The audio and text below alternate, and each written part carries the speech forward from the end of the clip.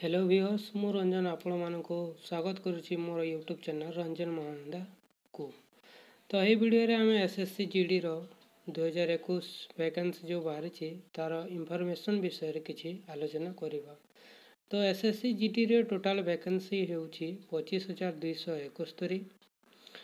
या आमर online start हो जाइए 17 जुलाई 2021 ठीक अच्छे एवं लास्ट डेट ऑफ ऑनलाइन हेउछि 31 अगस्त 2021।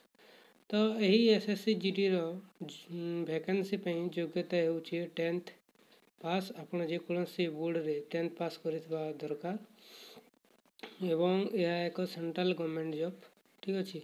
तो बयस हेउछि 18 रु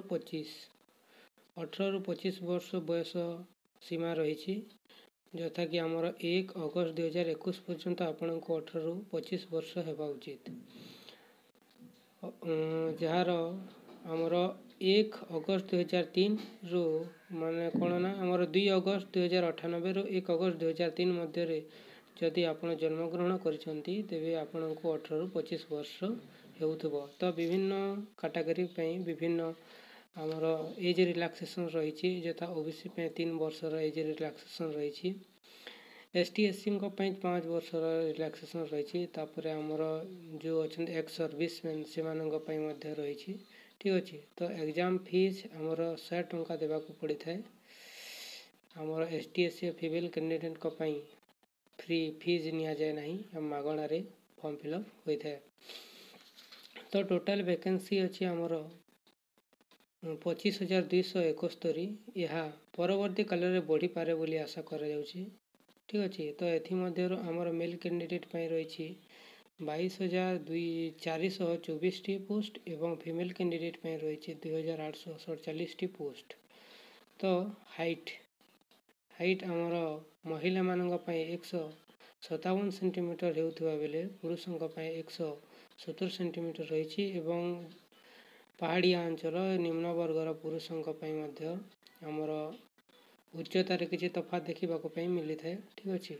तो टोटल वैकेंसी आमर 25,271 मध्य सीआईएसएफ रे आमर 8,464 पोस्ट बीएसएफ रे 7,545 पोस्ट एसएसबी रे आमर 3,806 पोस्ट एआर बा आसाम राइफल रे 3,785 पोस्ट आईटीबीपी रे आमर 1,431 पोस्ट एसएसएफ बा स्पेशल सिक्योरिटी फोर्स रे आमर 240 रही एवं सीआरपीएफ तार वैकेंसी डिक्लेयर करना जदि सीआरपीएफ तार वैकेंसी डिक्लेयर करिवो तारे आमर टोटल वैकेंसी 25,271 रु वृद्धि हो जिवो ठीक अच्छे।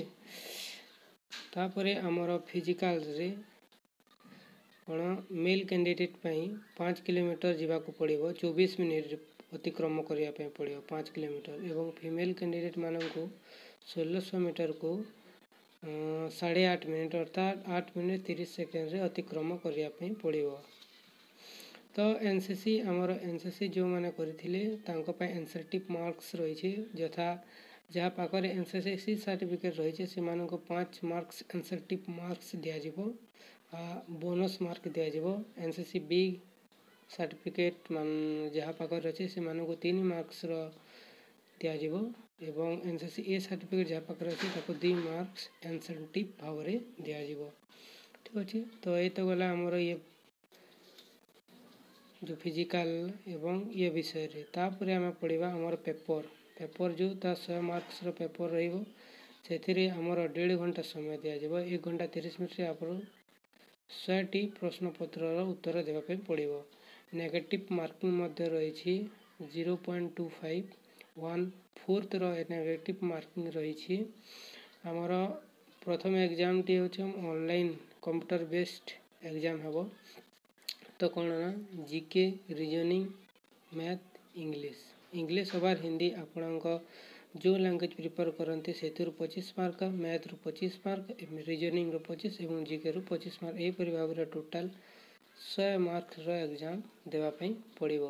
तो ये आमर किसी इंफॉर्मेटिव वीडियो आमर एसएससी जीटी पाई जदि वीडियोटी भल लगे ताहले लाइक शेयर करने सहित चैनल को सब्सक्राइब करदे एवं जदि किसी जानवर असुविधा थाए तेबे आमर कमेंट बॉक्स में जणातु। रहूछि धन्यवाद। जय हिंद, भारत माता की जय।